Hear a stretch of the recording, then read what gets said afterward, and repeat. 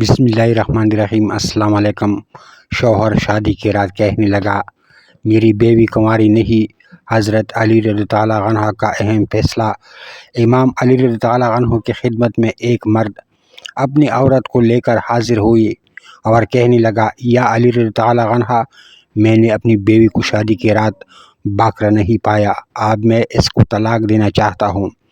بس جیسے ہی اس شخص نے یہ کہا، امام علی رضی اللہ عنہ نے فرمایا، اے شخص، ایسی عورت پر کوئی حد نہیں ہے جس کے لیے اس کا مرد کہے کہ میں نے اس کو باکرا نہیں پایا۔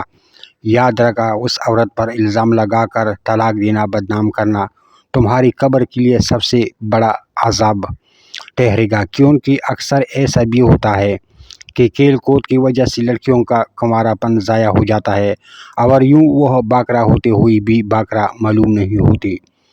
میں نے اللہ کے رسول صلی اللہ علیہ وآلہ وسلم سے سنا کہ جو مرد اپنی بیوی کو شک کی نگاہ سے دیکھتا ہے اور اس کے عیب زمانے کے سامنے ظاہر کرتا ہے تو اللہ ایسے مرد کو قیامت کے دن بدترین شکل میں اٹھائے گا اور یوں دنیا میں بھی اس پر لعنت برسے گی اور آخرت میں بھی اس پر عذاب ہوگا۔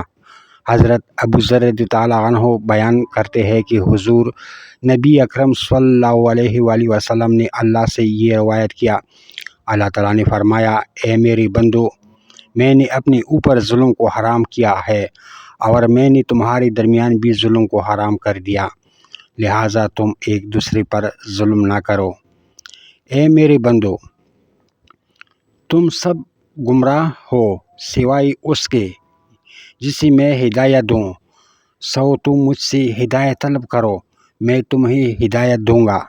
اے میرے بندو، تم سب بھوکے ہو سوائے اس کے جسے میں کھانا کھلاؤں، پس تم مجھ سے کھانا طلب کرو، میں تمہیں کھلاؤں گا۔ اے میرے بندو، تم سب بے لباس ہو سوائے اس کے جسے میں لباس پہناؤں، لہٰذا تم مجھ سے لباس مانگو، میں تمہیں لباس پہناؤں گا۔ اے میرے بندو، تم سب دن رات گناہ کرتے ہو اور میں تمام گناہوں کو بخشتا ہوں، تم مجھ سے بخشش طلب کرو، میں تمہیں بخش دوں گا۔ اے میرے بندو، تم کسی نقصان کے مالک نہیں ہو کہ مجھے نقصان پہنچا سکو اور تم کسی نفع کے مالک نہیں کہ مجھے نفع پہنچا سکو۔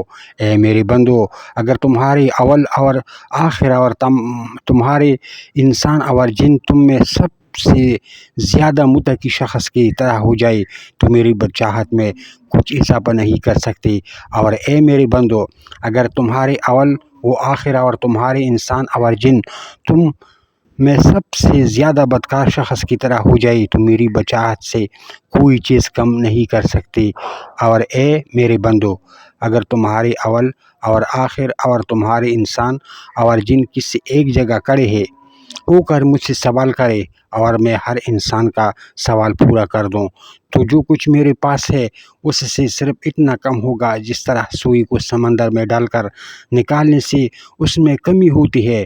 اے میرے بندو، یہ تمہارے اعمال ہے جنہیں میں تمہارے لیے جمع کر رہا ہوں، پھر میں تمہیں ان کی پوری جزا دوں گا۔ پس جو شخص خیر کو پائے وہ اللہ کی حمد کرے اور جسے خیر کے سوا کوئی چیز مثلا آفت یا مصیبت پہنچے وہ اپنے نفس کے سوا اور کسی کو ملامت نہ کرے۔ اللہ ہم سب کا حامی و ناصر ہو، آمین ثم آمین۔